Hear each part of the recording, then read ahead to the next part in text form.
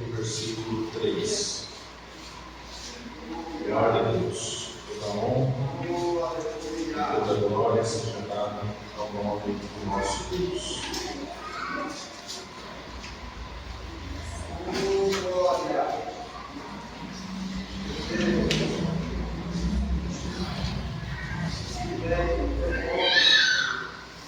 Segundo o livro dos Reis, capítulo 5, se encontrarmos no Amém. Amém. Diz assim a palavra do Senhor: E Naamã, chefe do exército do rei da Síria, era um grande homem diante do seu Senhor e de muito respeito, porque por ele o Senhor dera livramento aos sírios, e era este varão um homem valoroso, porém leproso. E saíram tropas da Síria e da terra de Israel, levaram presa uma menina que ficou ao serviço da mulher de Naamã. E disse esta à sua senhora: Tomara que o meu senhor estivesse diante do profeta que está em Samaria, ele o restauraria da sua lepra. Amém. Meus irmãos, nós lemos aqui a palavra de Deus e a gente sempre costuma falar, né? Um texto bastante conhecido. É interessante que a Bíblia toda precisa ser conhecida dos crentes. Agora é claro que tem alguns textos que se destacam por alguma característica dele. Esse texto é um dos textos da Bíblia que se destaca bastante, porque vai falar da cura de Naamã. Mas nós temos, nesses versículos que nós lemos aqui, alguns ensinamentos que nós vamos estar falando sobre ele hoje. Eu quero aqui, com a graça de Deus, deixar assim de forma mais clara algo que Deus tem para nós. E é bem simples, é a diferença que tem entre aquele que serve a Deus e aquele que não serve a Deus. Quero deixar claro para os irmãos que nós que servimos a Deus, que nós que aceitamos a Jesus, nós estamos numa condição bem interessante no reino espiritual e neste mundo. Então nós precisamos entender isso. Vamos ler Malaquias capítulo 3, versículo 18. Por gentileza, vamos acompanhar aí na Bíblia Sagrada, que fica mais prático. Malaquias capítulo 3 e o versículo 18, nós vamos ler o capítulo 4, o versículo 1 e 2. Malaquias capítulo 3, versículo 18, e a gente continua no capítulo 4, versículo 1 e 2. Diz assim: Então vereis outra vez a diferença entre o justo e o ímpio, entre o que serve a Deus e o que não serve. Porque eis que aquele dia vem ardendo como forno. Todos os soberbos e todos os que cometem impiedade serão como palha. E o dia que está para vir os abrasará, diz o Senhor dos Exércitos, de sorte que lhes não deixará nem raiz nem ramo. Mas para vós que temeis o meu nome, nascerá o sol da justiça, e salvação trará debaixo das suas asas. E saireis e crescereis como os bezerros do cevalouro. Esse texto, ele nos retrata que sempre houve e sempre haverá diferença entre aquele que serve a Deus e o que não serve a Deus. É interessante que muitos de nós que servimos a Deus e que temos muitas coisas de diferente, talvez nós não entendemos, não compreendemos, não valorizamos e talvez a gente deixe até passar. Eu lembro que uma vez, uma situação, uma coisa negativa que aconteceu comigo, que eu me senti muito bem quando uma pessoa ímpia, no meio de um monte de ímpio, disse assim para mim: olha, nós gostamos muito de você. você. Você é muito parecido com a gente. Você é igual a nós. Você só não bebe, não fala palavrão, mas você é igual a gente. E eu confesso que naquela hora, por não entender a cilada de Satanás e estar um pouco desligado, na verdade, da palavra de Deus, eu me senti bem. Falei, rapaz, eu estou melhor que os outros crentes. Porque eles não falam a mesma coisa dos outros crentes, eles não se aproximam dos outros crentes. Mas eu não, olha, eu estou aqui fazendo a diferença, olha como eu estou. Irmãos, olha só o problema. Eles não viam em mim a diferença que eu precisava ver. Ainda bem que Jesus é misericordioso e ele converte o coração da gente, porque talvez se for para a gente mesmo se converter, não vai dar tão certo, mas Ele mesmo converte o nosso coração para Ele de volta. Isso é uma cilada de Satanás, porque nós temos que entender que a Bíblia Sagrada, ela vai nos mostrar que existe diferença e precisa ter diferença. Nós lemos aqui, segundo o livro dos Reis, capítulo 5, versículo 2 e 3, ou melhor, versículos 1 a 3, que conta o início de uma história. Tinha um rei, ou melhor, um chefe do exército chamado Naamã. Ele era um homem de muito valor, a Bíblia está dizendo, de muito respeito. Não era israelita, irmãos, não era do povo de Israel. Só que aqui a Bíblia está dizendo que através dele, o Senhor Deus deu um grande livramento para os sírios. Ele era um homem valoroso, porém leproso. Qual que é a diferença? Porque em Israel, se fosse Israel, se ele fosse judeu, ele não estaria em casa com a família. Porque em Israel existe a lei e não era permitido um leproso conviver com a sociedade e conviver com a sua família. Então, por isso que nós encontramos ele em casa. É uma outra cultura, é uma cultura diferente. E lá, eles um dia resolveram invadir Israel, a terra de Israel, e levaram violentamente uma menina para ser escrava. Uma menina para ser escrava. Quando fala menina, nós entendemos que era uma adolescente. Eu imagino, eu fico vendo assim, uma menina de mais ou menos 11 anos, é o que eu visualizo. Eu não sei se é isso exatamente, mas é uma menina. A Bíblia diz uma menina, não era uma mulher. Senão a Bíblia dizia que era uma mulher. A Bíblia diz que é uma menina. E essa menina foi levada cativa. E ela vendo o seu, ali não posso dizer nem o seu patrão, porque não era patrão, era quem estava tornando ela escrava, sofrer daquela lepra. Essa menina, ela lembra quem ela é, ela lembra a diferença que ela tem em relação às outras pessoas. E ela chega para sua senhora e diz assim: tomara que o meu Senhor, ela chama de Senhor, estivesse diante do profeta que está em Samaria, ele o restauraria da sua lepra. Aí o versículo 4 vai dizer: então entrou Naamã e o notificou ao seu senhor, dizendo: assim falou a menina que é da terra de Israel. Eu gosto muito dessa parte aqui.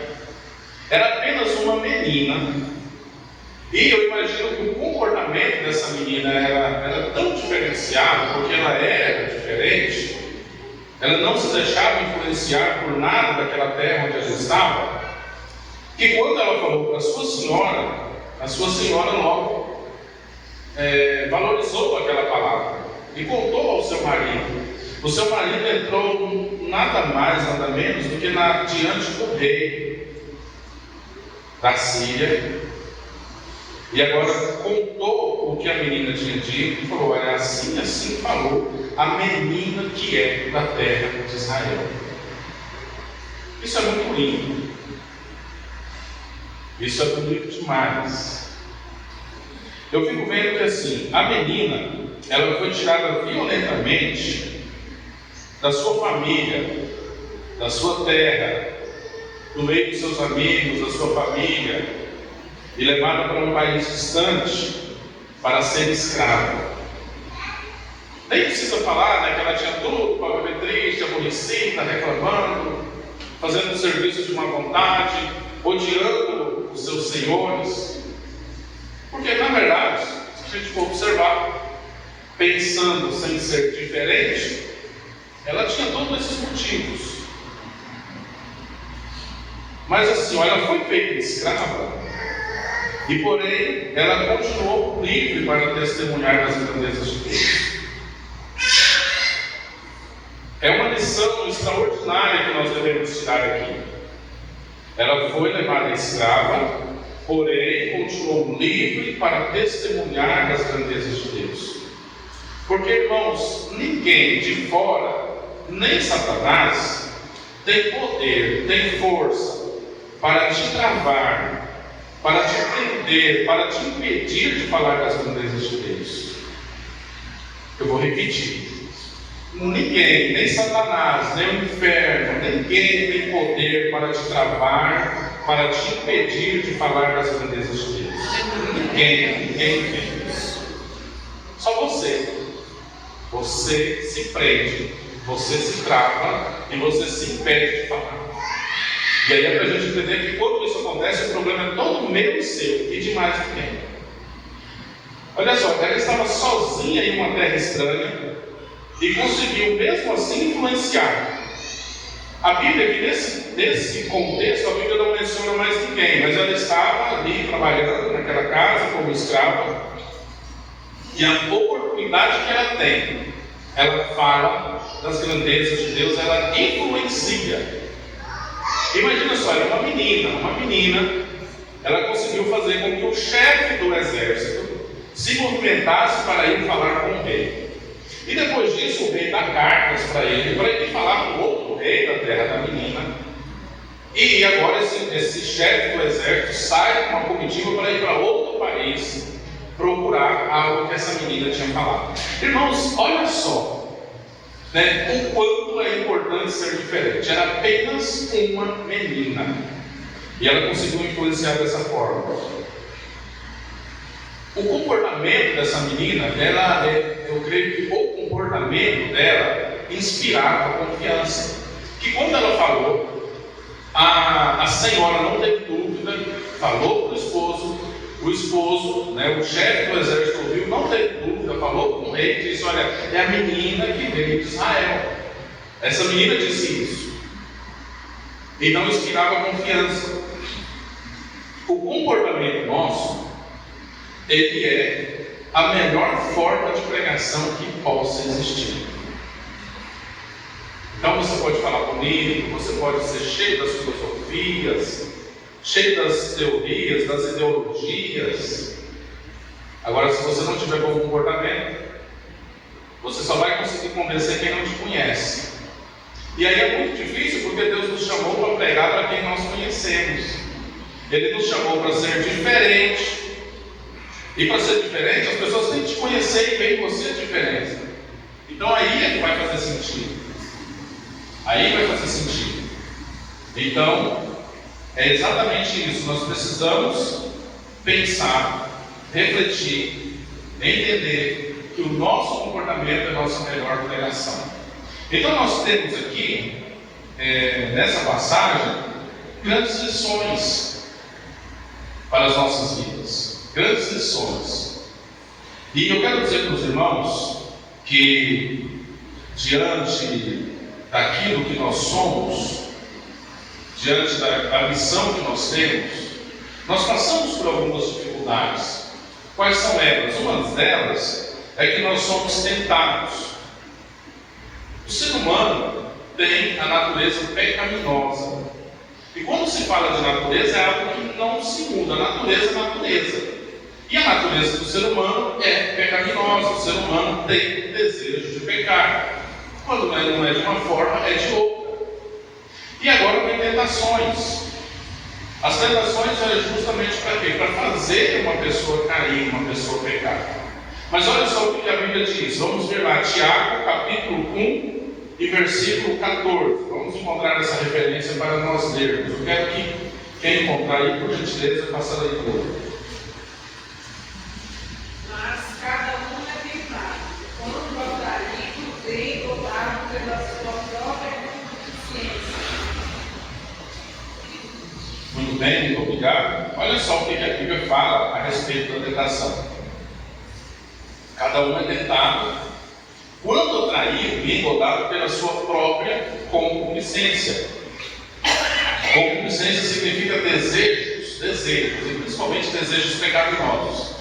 Então a tentação aparece, isso vem para nos fazer, em vez de sermos diferentes, vem para tentar nos igualar com as outras pessoas. Porque as pessoas que não têm a Deus, eles têm liberdade para fazer tudo o que desejam. As pessoas que não servem a Deus, eles fazem tudo o que desejam fazer. E isso parece que é bom, isso parece que é ser feliz. E lá no início eu falei que às vezes muitos de nós não compreendemos o quanto é interessante ser diferente, é justamente aqui. Porque parece que ser diferente do mundo, parece que nós estamos perdendo alguma coisa. Porque as pessoas lá de fora, tudo o que desejam fazer, elas podem fazer. O que elas podem fazer? Elas podem mentir, elas podem fazer fofocas, fazer intrigas, causar discórdia, elas podem roubar, podem matar, podem pensar mal do seu irmão, podem trair uns aos outros. E eles fazem isso normalmente. Eles fazem isso e recebem aplausos. Às vezes alguém faz algo para o outro, disse, querendo ou talvez sem querer, e todo mundo fica esperando que aconteça um revide, que seja descontado aquilo de alguma forma. Não se fez comigo, eu vou fazer com ele. E às vezes é taxado de bobo quem não faz da mesma forma, quem é diferente. Mas é interessante que quando cai na tentação, não tem desculpa, porque você foi tentado, você foi engodado, você foi atraído pelo seu próprio desejo pecaminoso. Apenas você deu uma luzinha, uma setinha, e você falou: olha a oportunidade aí, eu vou fazer, mas é porque você queria fazer. O desejo já estava com você. Outra situação é que o mundo tenta nos enganar. Isso é desde o Éden. Eva estava tranquilamente lá naquele jardim, mas o Adão, e eu não sei o que o Adão foi fazer, que deixou Eva sozinha. Só estavam os dois, irmãos, no jardim. Não tinha shopping, não tinha clube, não tinha nem igreja para ir. E o Adão resolveu deixar Eva sozinha conversando com a serpente. E a serpente agora vai lá e engana Eva. A Bíblia diz que Eva foi enganada pela serpente. Ela foi enganada. Então, assim, o mundo, o sistema mundano, Satanás, ele vai sempre tentar nos enganar. A missão é essa, é nos enganar. Nós temos um caminho, nós temos um rumo, nós temos algo a seguir, um rumo. Nós temos uma coroa para receber, inclusive, e aí o mundo tenta nos enganar, para que a gente saia do foco, para que a gente saia desse rumo. Vamos lá, 1 Coríntios, capítulo 15 e 33. Primeira carta de Paulo aos Coríntios, capítulo 15, versículo 33. Vamos ver o que diz esse texto. Quem encontrar, por gentileza, pode ler. Um de cada vez. 1 Coríntios 15, 33. Não fosse daneis, mas com persuasões com fundos. Amém. Muito obrigado. Olha só. A gente está falando de engano. Nós temos a nossa própria ética como servos de Deus. Existe a ética do reino, a ética que nós estamos inseridos. A ética ensinada em Mateus 5, Mateus 6, Mateus 7. E olha só, a Bíblia está dizendo aqui, não é eu, é a Bíblia Sagrada, que as más conversações corrompem os bons costumes. As más conversações corrompem os bons costumes. Como que funciona isso? Você tem a Deus, é servo de Deus, você acredita que tem que viver assim, assim, assim. Quando você começa a conviver com pessoas que não têm a Deus, que você tem uma amizade, e que você de repente passa a confiar, essa aproximação, daqui a pouco você vai estar já pensando diferente do que você pensava antes. Não é no geral não, irmãos, é em coisinhas pequenininhas, são brechas que vão abrindo. Não é que você vai mudar o seu pensamento em relação ao cristianismo, vai chegar no outro dia assim, não, eu não creio mais em Deus, não é isso que vai acontecer. Vai ser coisinhas pequenas. Rapaz, o camarada falou um negócio, sabe que está certo? Porque eu fui analisar e tal, olha, ele faz isso e vive bem, então eu vou fazer também. São coisas pequenas, que parecem pequenas, mas que na verdade são brechas causadas pelo adversário de nossas almas, que quer nos enganar, que quer nos tirar do caminho, que quer nos tirar da rota. São aqui a questão dos bons costumes. Quantas vezes nós não fomos cercados por pessoas que são da nossa confiança, que tentam nos convencer de que não precisa vir na igreja, que tentam nos convencer de que não precisa entregar o dízimo, que não precisa entregar a oferta, que não precisa obedecer a pastor, que não precisa estar assim em um ministério específico. Quantas vezes as pessoas nos cercam, tentando nos enganar com coisas que parecem pequenas? Quantas pessoas tentam nos enganar em relação aos dons espirituais, a curas, línguas estranhas, profecias?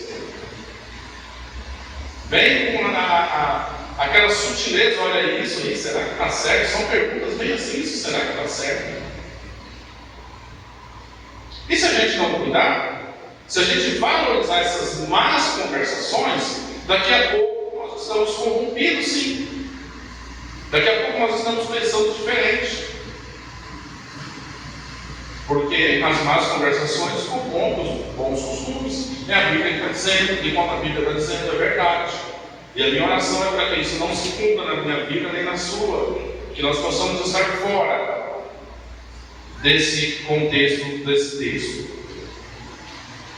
Colossenses capítulo 2, versículo 4, a carta de Paulo aos Colossenses, capítulo 2, versículo 4, ainda falando sobre que o mundo tenta nos enganar para que nós não sejamos diferentes. Carta de Paulo aos Colossenses, capítulo 2, versículo 4.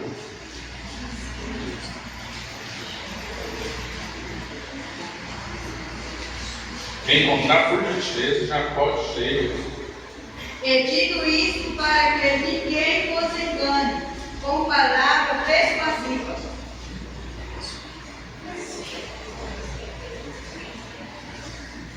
Paulo aqui ele está falando acerca das falsas doutrinas à igreja dos Colossenses, e ele deixa muito claro: olha, eu digo isso para que ninguém vos engane, com palavras persuasivas. Lá no versículo 8 está dizendo assim: tende cuidado para que ninguém vos faça presa sua por meio de filosofias e vãs sutilezas, segundo a tradição dos homens, segundo os rudimentos do mundo e não segundo Cristo. Então isso acontece, o mundo tentando nos enganar, e a Bíblia está nos dizendo, para que nós tomemos cuidado para não sermos,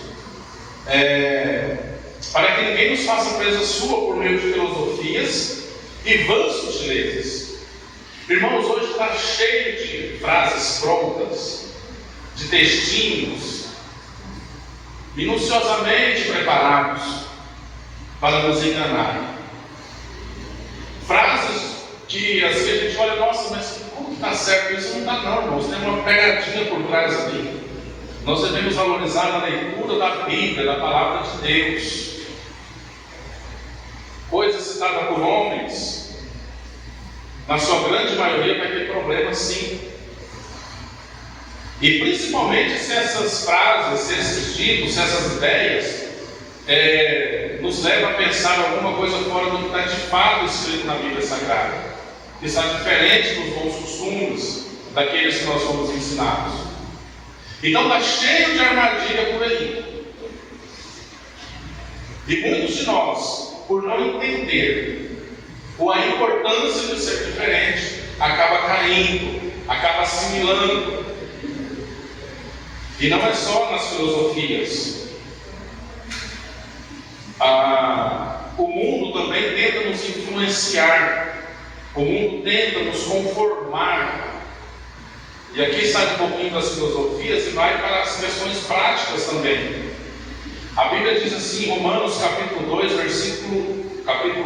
versículo 2: E não vos conformeis com este mundo, mas transformai-vos pela renovação do vosso entendimento, para que experimenteis qual seja a boa, agradável e perfeita vontade de Deus. Irmãos, é muito simples entender esse versículo aqui e colocar ele em prática. A Bíblia está dizendo assim: e não vos conformeis com este mundo. Irmãos, tudo que for armação, que for coisa que vem do mundo, nós não podemos nos conformar. É simples assim. É uma música que não, irmãos, nós não podemos conformar. Mas é só um penteado, é do mundo? Não, nós não podemos conformar. Mas é uma roupa, agora está usando aí, os homens estão podendo usar essas roupas, mas é do mundo, não podemos conformar. Surgiu um corte, a barba está aí, nós não podemos conformar. Simples assim. Tudo aquilo que vem do mundo, a Bíblia está dizendo, e não nos conformeis com este mundo. O que nós precisamos fazer? Nós precisamos transformar. E esse transformar aqui é transformar no sentido de melhorar. Mas não é melhorar para o mundo, é melhorar para Deus. Porque às vezes nós entendemos que melhorar é melhorar para o mundo não ser melhor, não. Vai ser o contrário. Quanto mais nós melhorarmos em relação àquilo que Deus quer, nós vamos nos aproximar de Deus, nós vamos procurar ser santo como Ele é santo, mas o mundo vai nos odiar. O amigo do trabalho não vai ir com a nossa cara, não vai gostar, o vizinho vai dar problema. O vizinho vai dar problema, mas não é eu que tenho que dar problema para o vizinho, não. Vamos entender. Não é eu que tenho que fazer coisa errada para o vizinho reclamar. É o vizinho que não vai com a minha cara porque eu estou diferente. Transformai-vos pela renovação do vosso entendimento, para que experimenteis qual seja a boa, agradável e perfeita vontade de Deus. Sabe qual é o problema aqui? É porque a gente não consegue entender os termos aqui, olha, boa, agradável e perfeita. Porque nós pensamos que uma coisa boa, agradável, perfeita, é eu que tenho que achar que é. Não, irmãos, aqui é a vontade de Deus. E a vontade de Deus é boa, perfeita, agradável. Eu tenho que achar isso, eu tenho que sentir isso. Mas às vezes a boa vontade de Deus é que eu esteja até passando por alguma dificuldade, porque é a vontade de Deus, a perfeita vontade de Deus. Nós vimos aqui no domingo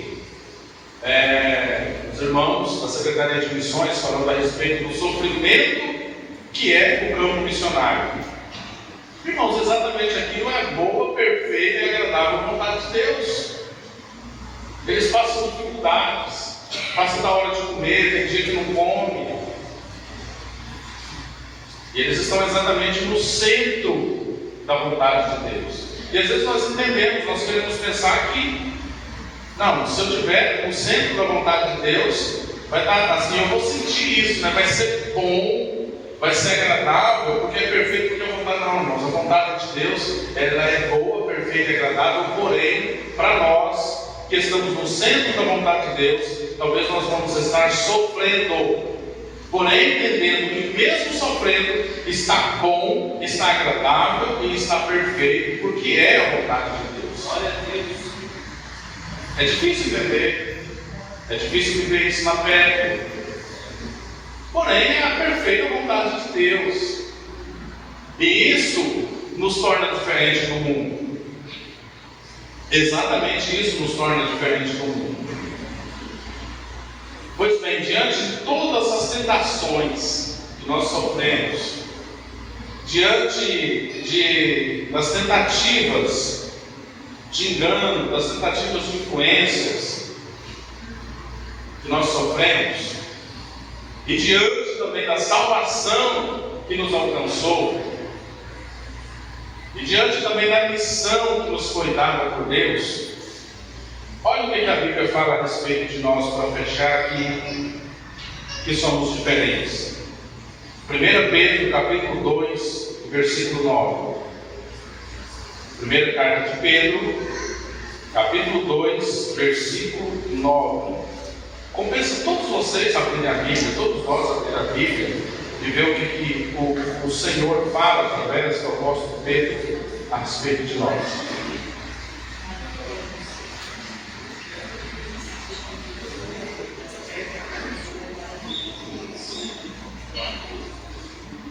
Nós vivemos neste mundo sofrendo tudo isso que eu falei: tentações, tentativas de sermos influenciados, o mundo tentando fazer com que a gente seja conformado com as coisas. Essa é a ideia do mundo, a ideia de Satanás. E a gente vive diferente, precisa viver diferente. Quem encontrou 1 Pedro 2,9? Mas, quando sois a geração eleita, sacerdócio real, a nação santa, o povo adquirido, para que anuncieis as virtudes daquele que vos chamou das trevas para a sua maravilhosa luz. Pode ler também o versículo 10. Vós que em outro tempo não ereis povo, mas agora sois povo de Deus, que não tinhais alcançado misericórdia, mas agora alcançastes misericórdia. Olha só que maravilha. Isso aqui é para quem não acreditava ainda que temos que ser diferentes. Talvez a gente não entenda de uma forma mais dura. Então olha só essa daqui bem macia de Deus falando. Ele está dizendo assim: olha, vocês, a minha igreja, aqueles que aceitaram Jesus como Salvador, vocês são a geração eleita. Alguém que foi eleito, que está acima, que foi eleito. Vocês são o sacerdócio real. Esse sacerdócio aqui é diferente da linhagem dos sacerdotes de Israel. Não, ele é sacerdócio real. É de uma origem real. Nação santa, povo adquirido. Irmãos, olha só.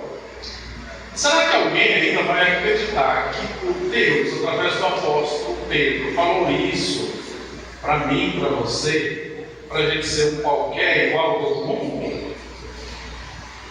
Não tem lógica. Ele está dizendo aqui que nós somos diferentes, mas diferentes mesmo. Nós estamos na contramão. Nós somos ao contrário de tudo isso aí no mundo. Porque nós somos geração eleita, nós somos sacerdócio real, e nós somos nação santa, e nós somos povo adquirido. E ainda mais, ele vai dizer no versículo 10 que em outro tempo a gente não era povo, porque a gente era como todo mundo, a gente era um qualquer. Agora fomos alcançados pela graça, então nós passamos a ser agora povo de Deus. Nem todo mundo é povo de Deus, mas aquele que aceita Jesus agora passa a ser povo de Deus. E vai dizer ainda que nós alcançamos a misericórdia. Então será que ainda dá para a gente ficar pensando: eu tenho que ser igual ao fulano, eu tenho que ser bem parecido com o meu colega de trabalho? Jesus, uma certa feita, disse aos discípulos que a nossa justiça deve exceder a dos escribas e fariseus. A justiça daquele que aceita Jesus, ela deve ser superior à dos religiosos. Porque tem diferença. Ao religioso está bem, pois é, a nossa justiça, Jesus disse, a vossa justiça tem que exceder, tem que ser superior à justiça desses religiosos aí. Porque nós somos diferentes. Nós precisamos ser diferentes. Para terminar, Marcos capítulo 16, versículos 15 a 18. Evangelho segundo escreveu Marcos, capítulo 16, versículo 15 a 18. Lá no versículo 9, diz 1 Pedro 2, diz que nós somos geração eleita, sacerdócio real, nação santa, povo adquirido para uma finalidade ainda, para que anuncieis as virtudes daquele que vos chamou das trevas para a sua maravilhosa luz. Eu e você somos diferentes, para que primeiro, a partir do nosso comportamento, nós anunciemos a maravilhosa luz, a salvação, aonde nós estivermos inseridos.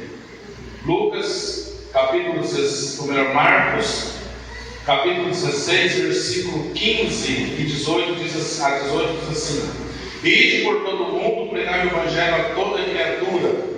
Quem crer e for batizado será salvo, mas quem não crer será condenado.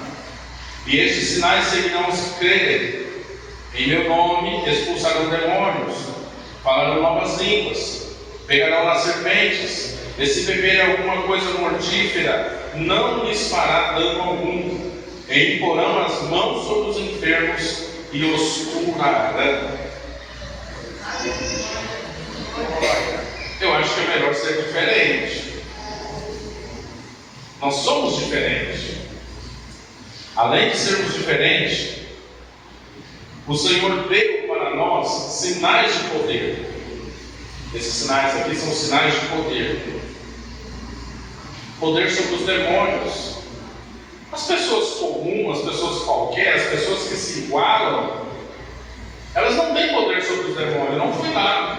Agora, o crente que quer ser diferente, esse Jesus deu poder sobre os demônios. A evidência do revestimento de poder, que é falar línguas estranhas. As pessoas aí do mundo, aqueles que vão atrás das vãs filosofias, as sutilezas das falsas doutrinas, até inventam línguas estranhas, ensinam a falar línguas estranhas. Tem coisa por aí que nem queira saber, irmãos. Agora, para o crente que se coloca na presença do Senhor, busca o batismo com o Espírito Santo, um dia ele vai estar falando línguas estranhas, concedida pelo Espírito Santo. E aí, irmãos, olha só como que o ser humano às vezes é ruim, né? Ele recebe tudo isso e depois fica procurando umas filosofias vãs, uma coisa totalmente fora, tentando se falar. Irmão, já pensou você falar uma língua que o seu espírito está se comunicando com o Espírito de Deus? Olha que coisa, que dimensão extraordinária. Então compensa sermos diferentes. Livramento de animais peçonhentos, de envenenamento, de ciladas malignas, e ainda operação de curas e milagres. Quantas vezes nós testemunhamos as curas e às vezes nós esquecemos, né? Está com febre, pede oração, a igreja ora, recebe a cura e esquece que foi curado da febre. Nós somos falhos demais, né? A misericórdia de Deus é tremenda, porque nós somos muito falhos. Então, irmãos, concluindo, aqui diante de tudo isso que nós apresentamos, o resumo que eu tenho para nós é que você e eu, apesar das nossas fraquezas, mas diante da salvação que nos alcançou, diante daquilo que Deus colocou em nós para sermos diferentes, vivendo que sempre na história da humanidade vai ter essa diferença entre o que serve a Deus e o que não serve a Deus, eu digo o seguinte: você e eu somos o melhor de Deus para este planeta Terra. Agora melhorou, né? Você, apesar das suas fraquezas, das suas falhas, você aceitou Jesus, você é o melhor que Deus tem para essa terra. E é incrível que Deus conta com você. Você é o melhor. Olha, Deus te salvou, né? Ele te salvou, Ele te comprou, te remiu. Você estava desgarrado, estava distanciado, não tinha nenhuma chance de pagar pela sua dívida, nem se morresse. E Deus enviou o próprio Filho para morrer na cruz do Calvário. Ele, através disso, Ele te comprou, Ele te resgatou, Ele te redimiu, te salvou. E agora te enche do Espírito Santo, te dá poder. Então você é o melhor de Deus para essa terra. Você não é um qualquer. Você não é uma pessoa comum, não. Vamos voltar lá na menina que estava escrava na casa de Naamã. Era só uma menina. Então, diante disso, nós podemos afirmar que qualquer criança que serve a Deus, ela é diferente, ela tem tudo isso, toda essa força, todo esse poder de fazer a diferença, de influenciar onde vive. Imagina você, que já é grande, que Deus deu conhecimento dentro da Bíblia, dentro da palavra de Deus. Quanta gente inteligente eu vejo na minha frente, sabe, uma mente assim de diabo. Eu falo, meu Deus, que maravilha, tem memória boa, né? Deus te encheu do Espírito Santo, Deus te deu dons. Irmão, não se alegra. Você é, de fato, o melhor de Deus para essa terra. Com você está um poder muito grande para influenciar, para trazer pessoas para Jesus, para visitar quem está precisando. Alguém de vocês talvez está dizendo, eu não recebi visita do irmão, é diferente o negócio hoje. Você não está precisando de visita política nenhuma, você está precisando de visitar alguém. Porque você não é esse coitadinho que acha que é. Você é o melhor de Deus para essa terra. Convido os irmãos a estarem de pé nesse instante. A terra está, esse mundo, estando totalmente corrompido, caído, cheio de pecado. Muitas pessoas caminhando rumo ao inferno. E não tem nada que possa impedir essas pessoas de ir para o inferno. Nada, absolutamente nada. Elas pecaram, elas estão distantes de Deus. É como se o inferno estivesse aberto, chamando elas. E o diabo, que é aquele que é inimigo de todo ser humano, fazendo de tudo para cegar elas. Então não há nada que possa impedir elas. Mas olha só que interessante. Deus te elegeu acima dessas pessoas. Irmãos, isso não é para você se sentir orgulhoso, não é para você sentir o peso da responsabilidade que está sobre você. Isso não é de graça. É de graça, mas não é de graça. É a graça, mas não é de graça.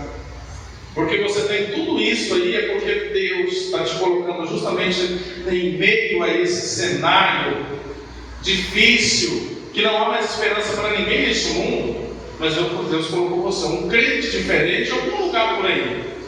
Tem um que trabalha na Porcical, a irmã é vizinha não sei de quem, o outro está estudando lá naquela escola, exatamente para lá nesse lugar. Você representar a luz, a verdadeira luz, o verdadeiro caminho que é o Senhor Jesus Cristo. E com você está um poder enorme, um poder tremendo que é o poder de Jesus. Aí não importa se aparece lá um endemoniado, se vai aparecer alguém com algum tipo de problema, uma doença, doenças da alma. Com você está o poder do Senhor Jesus. Para orar até em espírito. Dentro de você, Senhor, repreende esse mal. E se for o caso, levantar a mão e repreender. E se for o caso, levantar a mão e dizer: Jesus salva. Jesus te ama e Jesus salva. Que Deus em Cristo nos abençoe e que cada um de nós possamos ir para os nossos lares sentindo o peso da responsabilidade de sermos diferentes. Nós não estamos sendo escravos como aquela menina, nós estamos numa situação bem mais confortável. Então, vamos ser diferentes, não vamos ter inveja do mundo, de forma nenhuma, não vamos querer ficar parecido com o mundo, vamos sim ser santos, vamos procurar ser santos, como nosso Deus é santo, e assim nós vamos ser diferentes deste mundo.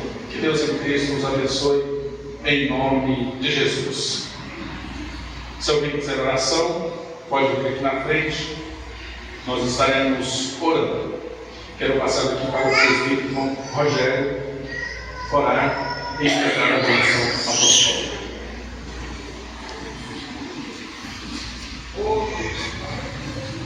Glória a Deus, louvado seja o nome santo do Senhor. Vamos estar orando, agradecendo a Deus por esta palavra. Querido Deus, soberano e eterno Pai, nós te damos graças, Senhor, pela tua palavra, Senhor, pelo ensinamento, Senhor, que tocou em nosso coração, meu Senhor.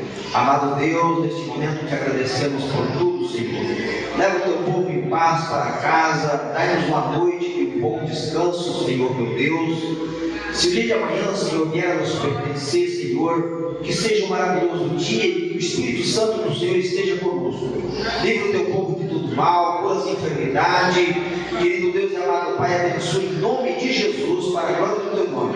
Cura os que estão enfermos, Senhor, os que estão hospitalizados, os que estão na UTI, Senhor, os que precisam de um milagre da parte do Senhor.